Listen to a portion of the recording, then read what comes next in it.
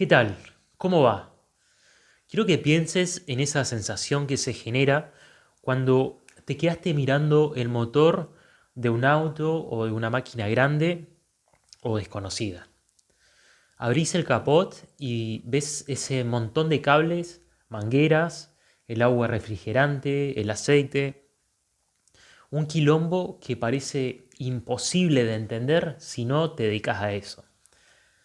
Pero de todos modos, aunque no sepamos todo, más o menos sabés cómo medir el aceite, cómo recargar el líquido refrigerante, porque obvio, lo hacemos todas las noches antes de salir a un viaje largo. Y en general, sabés que hay dentro de lo desconocido, en ese caos de cosas, está el motor, el radiador y todo lo necesario para que el auto nos lleve de un lugar a otro. Mientras todo eso funcione y además mientras hayan talleres mecánicos, estamos bien. Bueno, hoy vamos a hacer exactamente eso. Vamos a abrir el capot, pero de la inteligencia artificial. Primero para detenernos en ella y tratar de entenderla, y después para pensar sobre sus pros y sus contras en todo lo que nos rodea a diario. Trabajo, educación, entretenimiento, salud, etc. Ahora, en el episodio anterior viajamos 2500 años para encontrar el código del pensamiento. Pasamos por la llanura de la lógica, donde vimos cómo Aristóteles propuso una regla para ordenar el lenguaje natural. Vimos a Ada Lovelace, una mujer que se convirtió en la primera programadora de la historia. Si lo ven, van a ver que fue esto en plenos años 1800. Y después pasamos también a los Estados Unidos, al noreste, en los años post Segunda Guerra Mundial, donde iban haciendo la IA y vimos cómo en esa conferencia, en esa famosa conferencia de Dartmouth, con John McCartney, Marvin Minsky, Claude Shannon y compañía, se utiliza por primera vez el término inteligencia artificial. También entendimos el porqué de la obsesión humana por querer replicar la razón. Pero ahora nos toca la parte más sinuosa del viaje y la más difícil, pero también para mí la más fascinante. Entender el cómo. ¿Cómo logra ChatGPT o Gemini, Anthropic, etcétera, cualquier otra IA, escribir un poema? ¿Cómo hace el algoritmo de Google para predecir los incendios desde un satélite en tiempo casi real?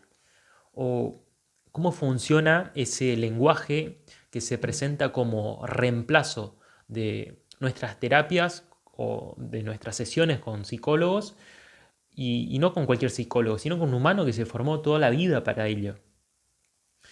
Y porque todo esto no es magia, sino que hay un motor con muchos engranajes y partes, y este motor lo más loco es que está inspirado en la máquina más increíble que conocemos hasta el momento, o al menos creemos conocer, nuestro propio cerebro. Y de esta forma, hoy en este episodio de Planeta Artificial nos vamos a meter en el corazón de este gran monstruo. Vamos a tratar de desmitificar el concepto que está detrás de todo esto.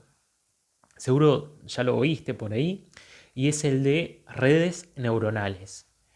Y te prometo una cosa más. Cuando terminemos, esa caja negra, esa black box que hoy es la IA, va a tener o va a ser un poco menos negra y vas a entender un poquitito más, para que así puedas sacar también tus propias conclusiones.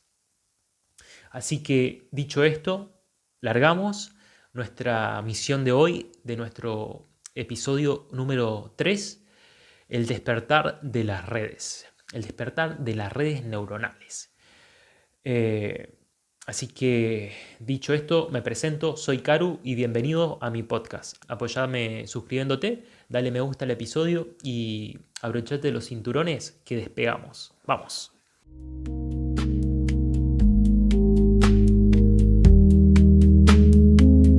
Para entrar en ritmo, Lo primero será entender el concepto red neuronal. Esto es importante para saber más o menos de lo que estamos hablando. Por eso lo vamos a hacer un poquito sencillo. Con que más o menos entiendas de qué va, está bien.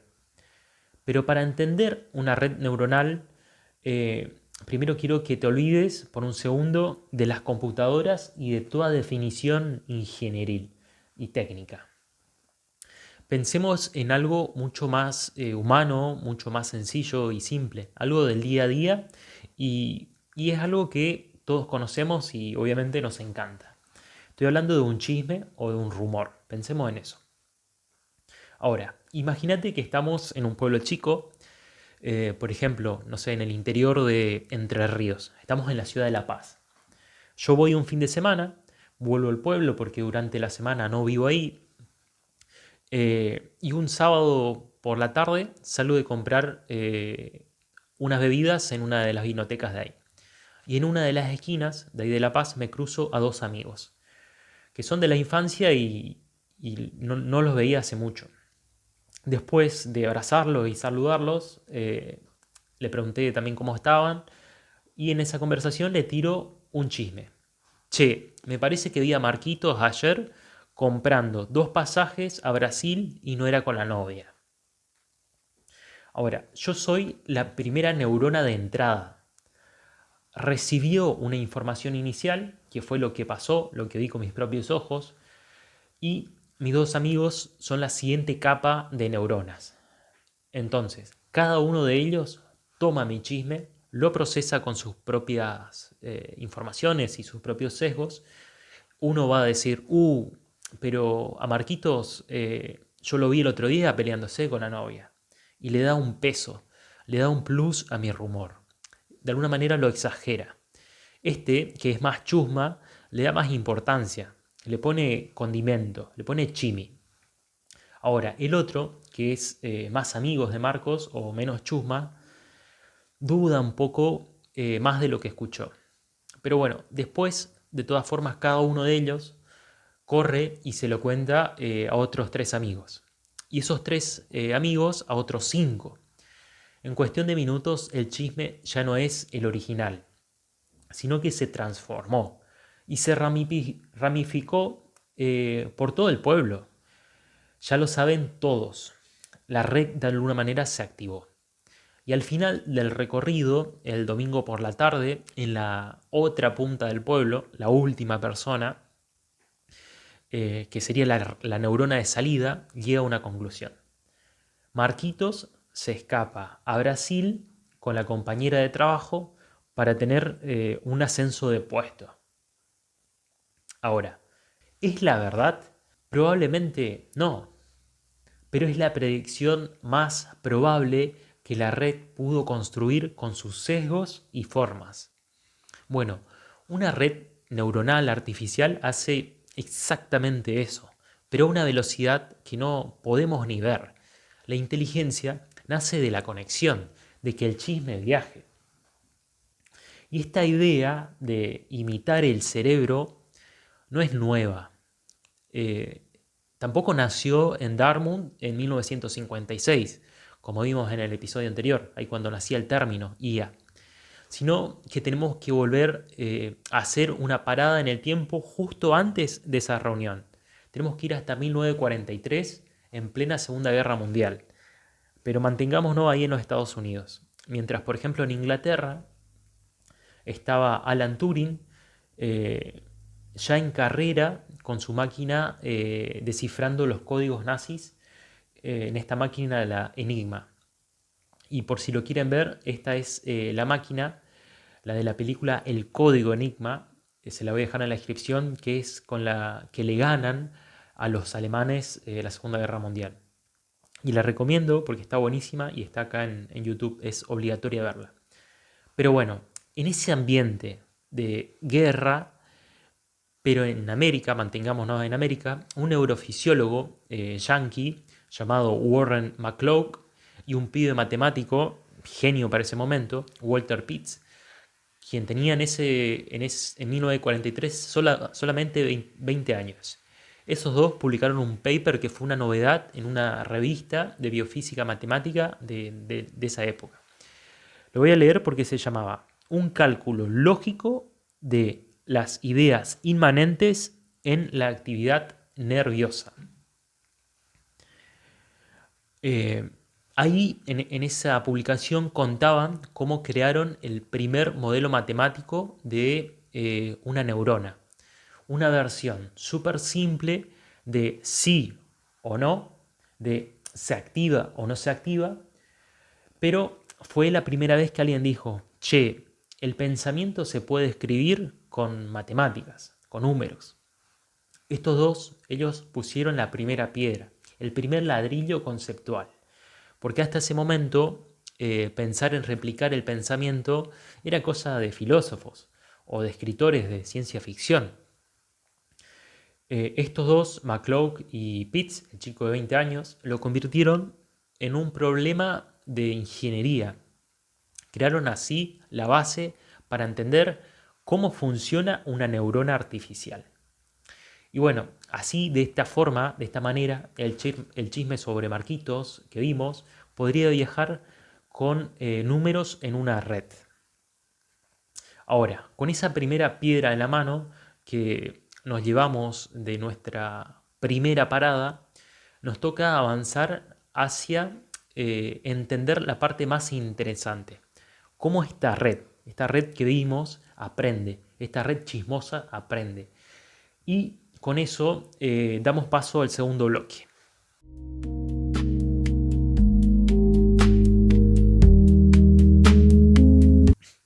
Ok, ya entendimos la estructura. Es una red chismosa inspirada en el cerebro humano. Pero la pregunta es, ¿cómo hacemos para aprender a contar chismes buenos y no cualquier chisme o cualquier pavada? Bueno, tenemos que dar con algo que es clave. Tenemos que dar con el entrenamiento. Para los que vienen de episodios anteriores, el número 2, recordarán seguramente a Ozzy, a mi perro. Ahora veamos cómo le enseñé a Ozzy a dar la pata. Cómo se convirtió Ozzy en un perro que responde, un perro educado. Pero al principio el perro no entendía nada. Es decir, yo le decía la pata y me miraba con cara de ¿qué?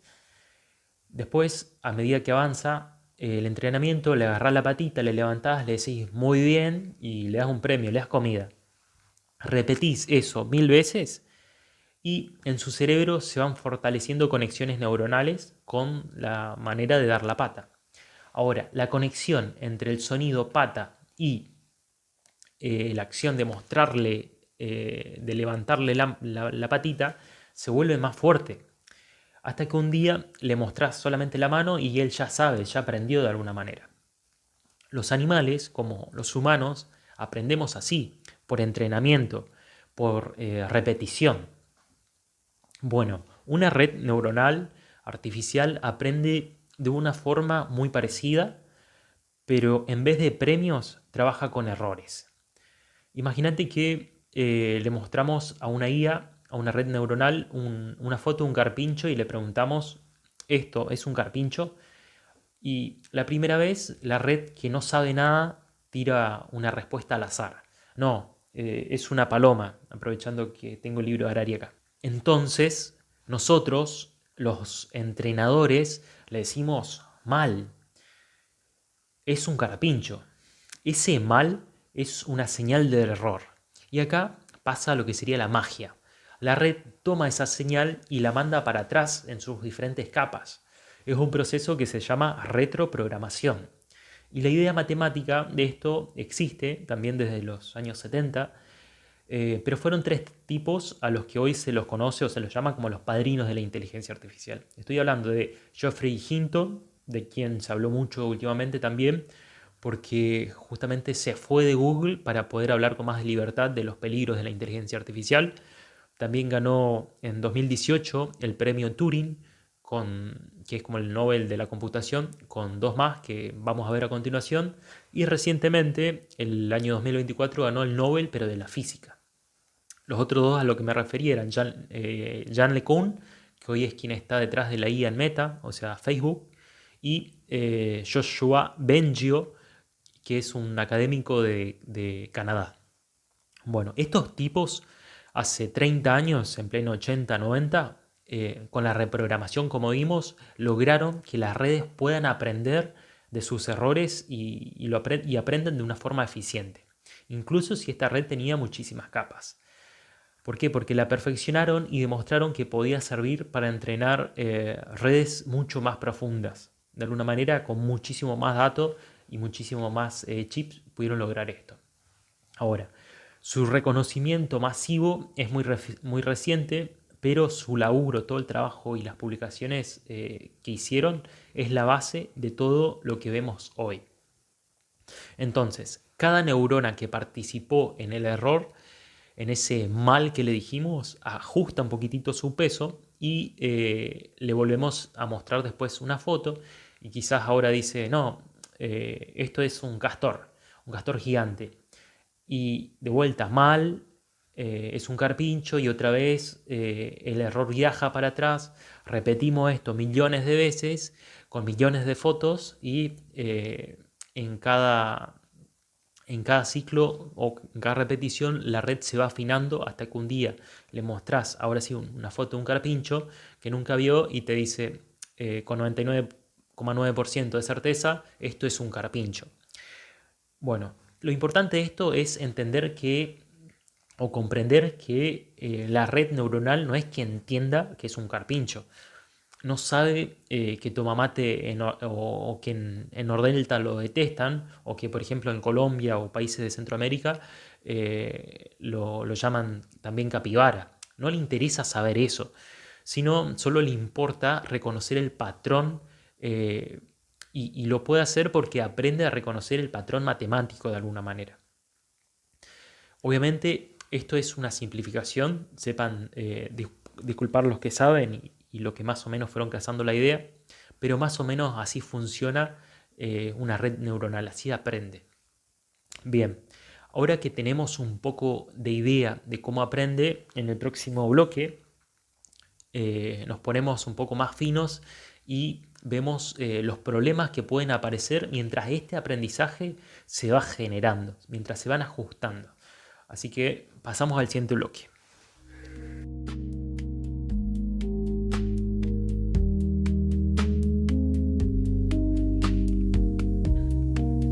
Y acá es donde la cosa se pone más densa, porque la red aprendió, funciona, pero si le preguntamos cómo realmente sabe que eso era un carpincho, no nos puede responder. ¿Por qué? Porque es lo que se conoce como el problema de la caja negra, la famosa black box. Esto es posta, los científicos lo llaman así desde sus inicios, y esto porque el término no es nuevo, sino que viene más o menos de la ingeniería de los años 50, ahí cuando nacía el término inteligencia artificial, como vimos en el bloque 2 y en el episodio anterior.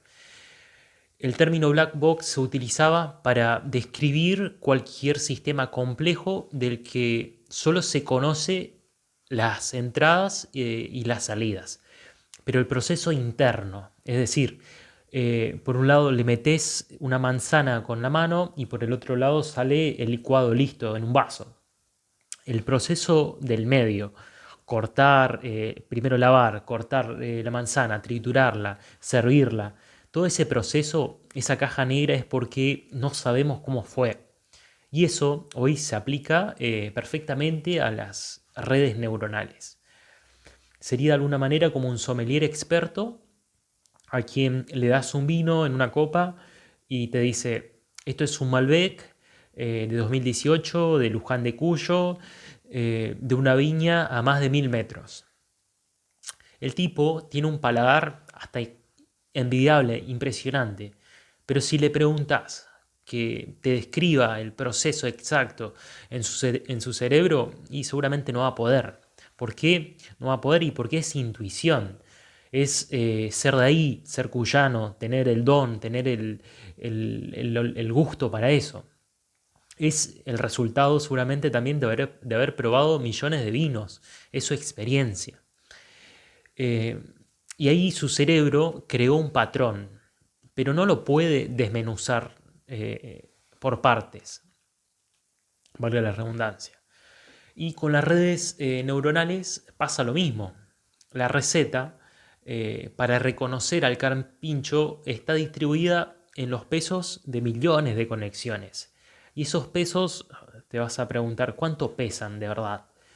Bueno, estamos hablando de pesos, pero de, por ejemplo, modelos como GPT-3, que es el que usás en tu celular cuando abrís la apps, tiene aproximadamente 175 mil millones de parámetros.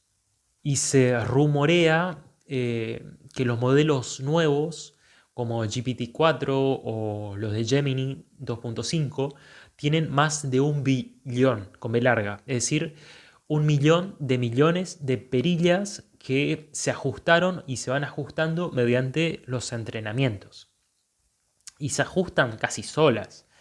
Ahora, los archivos de esos modelos de IA sí pesan cientos de gigabytes y se alojan solamente en servidores gigantescos, como los de Microsoft o los de Google. Esos son los servidores de los que hablamos en el episodio anterior, donde también vimos cuánto gastan y todo lo que se genera alrededor de eso. Pero es ahí, en los servidores, donde se produce esa magia. Y hoy es la gran disputa, de alguna manera, porque quien tenga el servidor más grande, mejor inteligencia artificial va a tener, mejor respuesta va a dar su LLM. Y por eso también los juicios recientes a Apple Intelligence. Eh, de alguna manera prometieron lograr inteligencia artificial que funcione en un iPhone corriendo miles de parámetros. Pero eso, al menos hoy, no es posible. Fue de alguna manera humo que largaron. Pero avancemos, eh, porque es eso que pasa en la caja negra, que no sabemos, que parece ser un problema técnico, es a la vez también una bomba de tiempo, pero en el campo de la ética. Y así detengámonos en los resultados. Por ejemplo, cuando una inteligencia artificial le niega el crédito a una persona. Hoy, de alguna manera, ya sabes que los bancos no hacen más la evaluación cara a cara, uno a uno, sino que es un algoritmo que te evalúa de acuerdo a tus antecedentes, de alguna manera te da una puntuación. Bueno, si esa puntuación fue muy baja y tenían el crédito, ibas al bancario y le preguntabas, che, ¿por qué me negaron el crédito? Y la respuesta seguramente sería un silencio o porque los números dieron así. Ahora, ¿cómo apelás o cómo apelamos a una decisión que nadie puede explicar? Y esa es la pregunta que se la hizo, por ejemplo, Cathy O'Neill en su libro Armas de Destrucción Matemática. Acá O'Neill denuncia cómo estos algoritmos opacos pueden perpetuar la injusticia. Y también lo expone Yuval Harari en su libro Nexus, nombrando un caso famoso en Estados Unidos que fue reciente, donde un algoritmo llamado Compass, que predecía la probabilidad de que un acusado volviera a delinquir. Bueno, ese algoritmo demostró tener un claro sesgo racial, dándole puntuaciones de riesgo muchísimo más altas a personas negras que a personas blancas. Y lo más loco es que incluso los antecedentes de estas personas eran similares. Entonces, otro llamado de atención. Y esto me da pie para hablar de Alexander Karp. Él tiene una mirada muy de cerca, muy de adentro del mundo de la inteligencia artificial porque es el CEO de Palantir. Palantir es una empresa muy importante en Estados Unidos, para mí de las más importantes, que se dedica a crear software para defensa y para agencias de inteligencia. Alex, acá con todo esto diría que esta opacidad, ese no saber qué pasa, no es solo un problema, sino que es una característica casi inevitable de las herramientas poderosas. En su libro La República Tecnológica, eh, que salió en marzo de este año, Karp argumenta que en la batalla por los valores, las democracias no pueden darse el lujo de transparencia total. Porque si quieren competir, por ejemplo, con regímenes que no tienen esos deseos, van a estar en desigualdad claramente. Y esto nos pone en un lugar incómodo, porque para defender una sociedad abierta necesitamos de alguna manera usar armas que no son del todo abiertas o transparentes. Y sí, es una pregunta súper jodida, la cual de alguna manera nos saca de cualquier crítica o de cualquier discusión. Bueno, hasta acá más o menos ya debes saber de qué estamos hablando. Ahora, en el siguiente bloque nos vamos a meter adentro de esta gran caja y vamos a tratar de pispear por la rendija del laboratorio donde se está cocinando todo esto para ver cómo nos puede afectar todos los días la inteligencia artificial.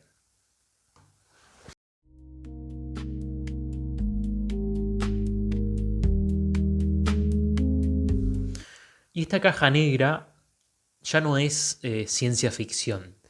Que no la conozcamos o que no se deje conocer no quiere decir que no esté acá. De hecho, está metida en casi todo lo que hacemos. Pensemos un momento en Spotify, por ejemplo. ¿Cómo hace Spotify para armarte esa playlist de descubrimiento semanal que parece que te la hizo a medida, como que te leyó la mente? Eso es posible porque una red neuronal, que fue lo que vimos en el bloque 1, se tomó el tiempo y analizó no solo las canciones que escuchás, sino también las que salteaste y las canciones que escuchan millones de personas con gustos muy similares, muy parecidos a los tuyos y algunas cositas más. Pero en sí es como un DJ casi invisible que te conoce mejor que tus amigos y hasta mejor que vos mismo. Pero ¿cómo aprende? ¿Cómo conoce? ¿Cómo sabe que tiene que hacer eso? ¿Quién le enseña? Bueno, podemos ir pensando en lo implícito. Veamos, por ejemplo, los CAPTCHA, que es ese test para saber si sos humano, que te aparece cuando querés entrar al home banking, por ejemplo, o alguna página con cierta seguridad. Yo hasta este momento no sabía lo que significaba, pero las siglas CAPTCHA significan prueba de Turing pública, completamente automatizadas para distinguir computadoras de humano. Esas serían las siglas. ¿Y cuándo apareció esto? Bueno, otro dato lo inventó un guatemalteco, Luis von Hahn, el mismo quien después se asoció con un par más y tuvo la creación de Duolingo, esa apps de idioma. Pero bueno, después CAPTCHA fue vendida a Google y hoy pertenece a Google. Bueno, ese CAPTCHA, cuando te pide seleccionar los cuadros con escaleras o gatos, bueno, ahí somos nosotros gratis, de alguna manera, los que entrenamos a la IA de Google. Le estamos enseñando a reconocer el mundo real, indicándole eh, las imágenes correctas. Bueno, pero el problema de todo esto no es que este motor que nos conoce no solo nos dé cierta comodidad, porque es muy placentero, esto es cierto, abrir Spotify y tener la lista armada, pero también nos empieza a encerrar en pequeñas burbujas de filtro. Si me estás escuchando desde Colombia y solo escuchás cumbia colombiana, el DJ invisible de Spotify solo te va a pasar el ritmo de la cumbia colombiana en todas las recomendaciones.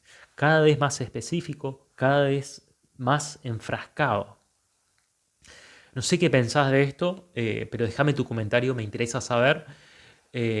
Pero porque en el fondo se siente como raro. Y acá me parece apropiado citar nuevamente a Jorge Luis Borges, En el episodio anterior lo nombramos por las ruinas circulares, ese sueño que de alguna manera casi cobra vida, pero hoy quiero traerte otro cuento. Es el de Funes el Memorioso. Funes, en esta historia, es un pibe de Fraiventos, una ciudad uruguaya, y Ireneo Funes tuvo un fuerte golpe en un momento en su cabeza. Y a través de ese golpe no podía olvidar nada de lo que veía. Su memoria era como un basural infinito que recordaba cada hoja de cada árbol que había visto en su vida, cada nombre, todo lo vivido, y por todo ello no podía pensar. ¿Por qué? Porque pensar significa de alguna manera generalizar. Es olvidar los detalles para quedarte con el concepto. Ireneo Funes no podía entender la idea de perro, porque veía a su propio perro de las 13:14 de perfil y al mismo perro, pero de las 13:15 de frente. La red neuronal, esa de Spotify, por ejemplo, al construirnos un mundo a medida, de alguna manera nos empieza a convertir en pequeños funes, porque nos devuelven una imagen nuestra cada vez más chiquita, cada vez más predecible, incapaz de ver el bosque porque solo nos muestra el mismo árbol una y otra vez.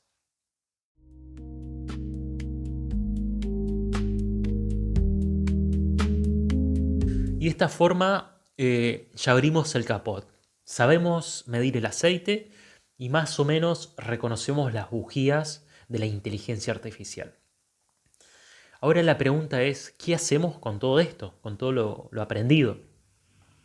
Porque no sé si te diste cuenta, pero estamos construyendo en servidores de un puñado, de un gran número de empresas gigantescas, una imitación de nuestro cerebro, pero a una escala y velocidad que no podemos imaginar. Pero hay una diferencia fundamental.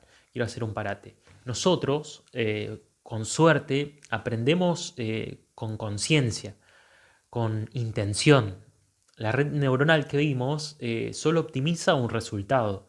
No tiene dudas, no tiene ética, no tiene un para qué, no tiene esa viveza criolla. Y acá volvemos a nuestro filósofo de cabecera, Byung-Chul Han, eh, este pensador surcoreano del cual hablamos también en el episodio anterior, por su libro La sociedad de la transparencia. Recuerden que también tiene la sociedad del cansancio, etc. Bueno, Han, en este caso diría que estamos creando un mundo de una positividad tóxica, sin fricción, sin misterio. Un mundo donde todo es un cálculo. Los más chicos seguro no van a tener idea de lo que voy a mencionar a continuación. Y lo más grande seguramente le voy a despertar algunos recuerdos. Pero pensemos en ese negativo de fotografía, esa cinta que tenías que mirar a contraluz para descubrir los detalles. Yo recuerdo que en mi casa a mis padres siempre le daban esas pequeñas cintas en los álbumes de fotos, en los sobres, como backup de la foto real. Pero ahora imaginemos la imagen de hoy, la digital, la perfecta. Ese posteo instantáneo, efímero de Instagram. ¿Qué detalles le encontrás a esa foto? Casi que no hay misterios.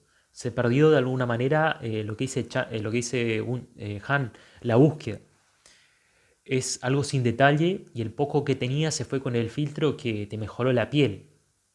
Y también, como diría Walter Benjamin, este filósofo de la escuela de Frankfurt, un pensador quien estaba obsesionado con cómo la tecnología cambiaba el arte y la percepción del arte. Él decía que de esta forma se pierde el aura de la obra, su unicidad, su historia, su contexto. Y reflexionando con esto, ¿qué rol tomamos? Porque pienso que tampoco podemos reaccionar como luditas y romper máquina que vemos, porque nos están enfrascando. Los luditas eran en el siglo XIX en Inglaterra, aquellos artesanos textiles que se organizaban por las noches y salían a romper los telares mecánicos porque le estaban dejando sin laburo. Solían salir en grupos y literal te incendiaban las fábricas. Pero la figura del ludita hoy me parece que es un poco estúpida. ¿Por qué? Porque no tiene sentido. Además que es casi insostenible luchar contra el progreso. Y como también lo dice Harari, ser un ludita hoy no tiene casi sentido, porque no podés romper un algoritmo, no podés luchar contra un algoritmo. La batalla se da casi en un plano invisible. Entonces, por eso pienso que nuestro rol no es la de ser un ludita hoy, pero tampoco de ser pasivos, sino de ser los que están con la duda. Es ser la voz que pregunta, che, ¿está bien que un algoritmo decida esto? Es ser el que él o la que apaga la playlist perfecta de Spotify para poner ese disco raro de Charlie de los 80 que de alguna manera te desafía, te incomoda. La responsabilidad de inyectar el para qué a estas redes es nuestra y es solo nuestra. Es tratar de entender todavía de que las decisiones pueden ser nuestras, de no dar todo por aceptado. Así que bueno, espero que vayas cazando un poquito la idea. Con esta reflexión en mente, la idea era que pasemos al último bloque, al cierre de este viaje.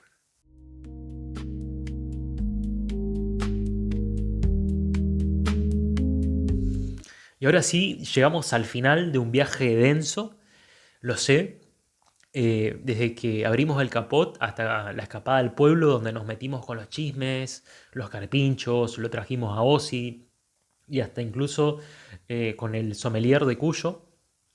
También entendimos cómo funciona un poco la red, qué era esa caja negra y también metimos una linda reflexión. Bueno, fue un viaje apasionante, la verdad que me encantó hacerlo. Bueno, gracias por acompañarme hasta acá. De igual manera que en el episodio anterior, que hayas logrado comerte todos estos minutos de historia y reflexión, demuestra que hiciste un gran esfuerzo. Felicitaciones por ello y si te sirvió, cambiemos valor por valor. Suscríbete al canal, deja tu comentario, tu me gusta, activa las campanitas. Eso también de alguna manera me demuestra que no llegué solo hasta acá. Y si recién te sumas al viaje, te invito a que escuches los episodios anteriores, la invitación al viaje, que era el 1, y el 2, que era el código del pensamiento, para que así te pongas al día con esta expedición.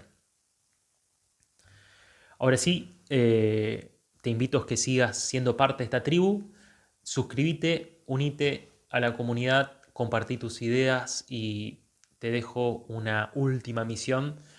Eh, déjame, déjame un comentario del 1 al 10, a ver qué te pareció el viaje, quiero ver cómo ese algoritmo te trajo hasta acá y qué pensás de todo eso. Así que en el próximo episodio vamos a dar el siguiente paso lógico. Ya entendimos cómo la inteligencia aprende, cómo la red aprende. Ahora vamos a ver qué pasa cuando aprende mal. Vamos a hablar del espejo algorítmico en la justicia, por ejemplo. Hasta acá fue todo. Seguí curioso, seguí crítico, seguí soñando y recordá, el futuro es nuestra creación. ¡Chao!